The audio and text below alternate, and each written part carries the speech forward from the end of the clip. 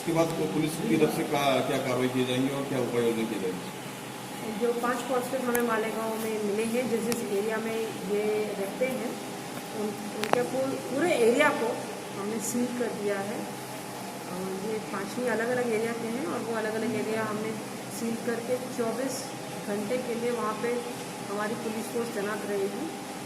और सील करने का मतलब ये है कि उस एरिया में रहने वाले जितने भी लोग हैं वो उस एरिया को छोड़ के बाहर नहीं आ सकते और बाहर का कोई भी आदमी उस एरिया में नहीं जा सकता। और इसके लिए मालेगांव म्यूनसिपल कॉरपोरेशन और महसूल प्रशासन ने व्यवस्था की है कि उनको जो बेसिक उनकी जो नीड्स हैं, भाजीपाला, दूध, किराना, फल, ये सब उनको घर पे मिले।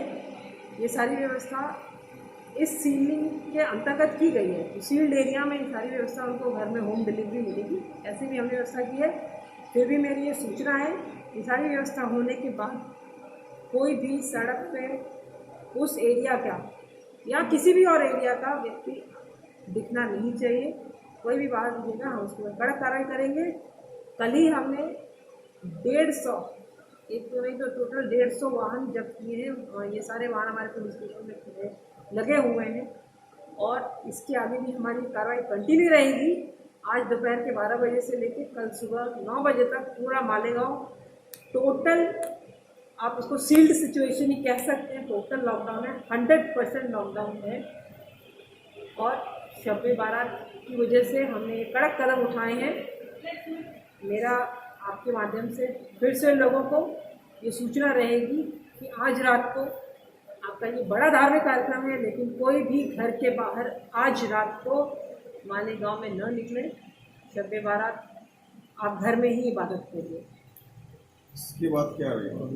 अभी 24 घंटे खत्म हो जाएंगे, उसके बाद की मालेगांव की आपकी क्या राय रहेगी मालेगांव की? इसके लिए हम सब मिलकर असेसमेंट करेंगे। मैं महसूल प्रशासन कलेक्टर साहब, यहाँ के म्यूनसिपल कॉरपोरेशन और हमारे एडिशनल एसपी एसडीपीओ हैं, हम सब मिलकर फिर से चर्चा करेंगे और आगे की स्ट्रैटेजी डिसाइड करेंगे। मैम, जो गरीबों तक रिलीफ बांटी जा रही है उसके लिए पुलिस प्रशासन की जानिब से क्या गाइडलाइंस हैं? इस गरीबों तक जो लोग रिलीफ पहुंचा रहे हैं, हाँ, इंडिविजुअल, तो उन लोगों के लिए क्या गाइडलाइंस है? देखिए, ये बहुत नेक काम कर रहे हैं, लेकिन इसमें सोशल डिस्टेंसिंग के वायलेशंस भी हो रहे हैं, ऐसा भी दिख रहा है। इसलिए इस नेक काम को करने के लिए सबसे पहले आप परमिशन लीजिए, क्योंकि हम लिमिटेड पासेस या कॉर्पोरेशन की तरफ से लिमिटेड पासेस इशू किए जाएंगे। अगर आप हमें बिना बताए करेंगे तो इस नेक काम से खतरा भी हो सकता है, क्योंकि ऐसे बहुत सारे विजुअल सामने आए हैं जिसमें लोगों की लाइन लगी हुई है, लोगों ने बहुत ज़्यादा जमघट किया हुआ है और इसकी वजह से कोरोना, मतलब आप दूसरे का भला करने जा रहे हैं लेकिन उल्टा खतरा ज़्यादा बढ़ रहा है। इसलिए ऐसा कुछ भी करते वक्त बिना प्रशासन को बताए ऐसा कोई भी काम करेगा तो हम उसके ऊपर कार्रवाई करेंगे, क्योंकि सोशल डिस्टेंसिंग नॉर्म्स फॉलो करना बहुत ज़रूरी है।